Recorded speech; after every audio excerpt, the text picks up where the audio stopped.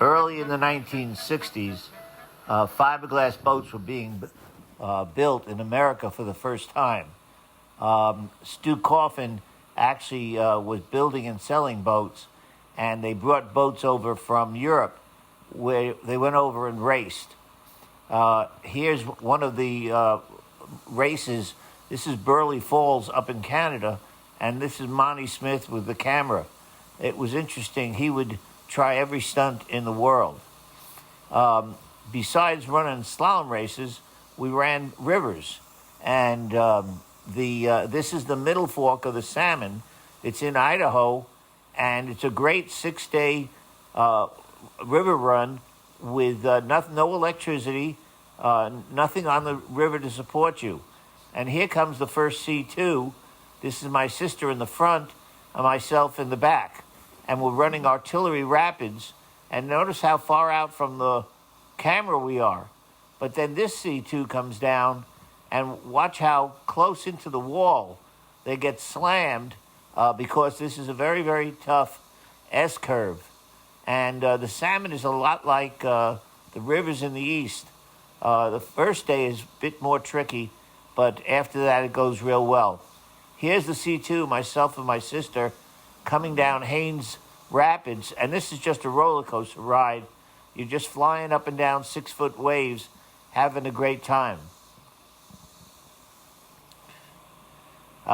It's a great time to play in the waves, and these kayakers just love it. And here's one who's just sitting in a hole and just balanced there, and he's having a blast. Unfortunately, his sister went over, but watch, this is an amazing shot. The river takes the boat, turns it sideways, and slings it up into these rocks, so it gets caught. And we didn't have to chase the boat downriver. And Bailey went in and got the boat, uprighted it, and then she got back in the boat. Here's a kayak doing artillery rapids, and notice how he gets turned around. Now, this is a really good shot. This is Dave Heike. He's a little right of the tongue. You want to go down the tongues. Well, the girl follows him, and she doesn't have the body weight to fight off that wave. She needed to be about a foot to the left of where she was, and she would have rode right down the tongue and had a nice, smooth, easy paddle. Instead of that, we went in and rescued her. Now, here's what you do when you're on the river. You just find these great waves, and you surf them. And the trouble is, these guys are not very good at it. You see, they're getting washed out. You have to hold your nose at a certain angle, and then you sit on, there's a good brace, and there's a nice ferry coming across. You don't have to paddle. The wave will just carry you right across.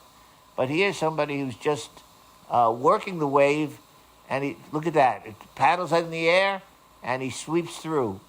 Nicely done. Here's another shot of a person trying to surf a wave, but he's using too much energy. You should be able to do it with just the wave carrying the boat. When you go down the Middle Fork, you can spend hours paddling, surfing these waves. Now, this is one boat coming down, but the next one is the one you want to watch. The next one is the boats that are identical to what Glenn Powell used when he first came down the Grand Canyon in the 1880s. And it's astounding to see the boat. Here's the craft that was used. This is an identical replica of the boat of the Glen Canyon, the first explorers coming down the Grand Canyon.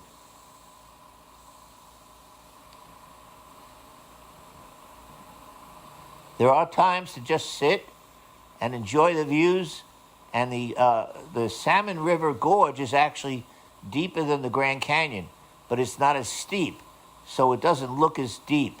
But it's filled with these beautiful trees. You're looking at the back of my sister's head, And here the kayakers coming down behind us. That's Ken Pittman. He brought his son along on the trip.